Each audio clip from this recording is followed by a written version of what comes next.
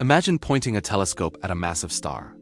A star millions of times brighter than our sun, burning at the edge of another galaxy, and then one night, it's just gone. No explosion. No supernova.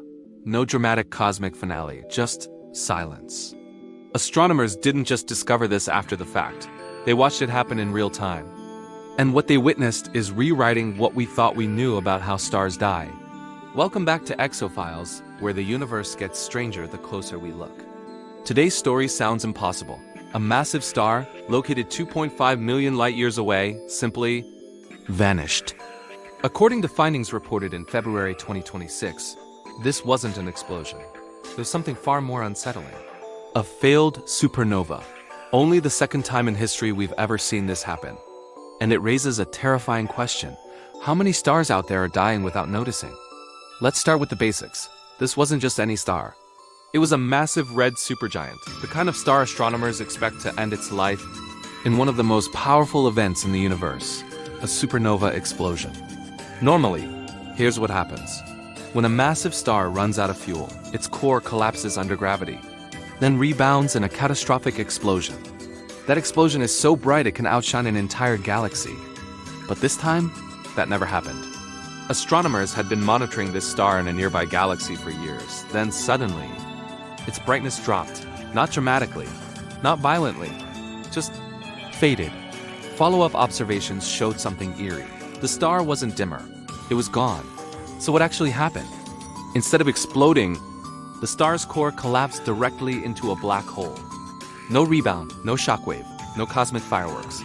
Just a silent collapse. This is what scientists call a failed supernova. But here's the strange part. It didn't vanish completely without a trace. As the core collapsed, the outer layers were gently ejected, creating a faint, short-lived glow known as a transient event. Not bright enough to be called a supernova, but enough to tell us something happened here. Then, darkness. A black hole remained, invisible, silent, hungry.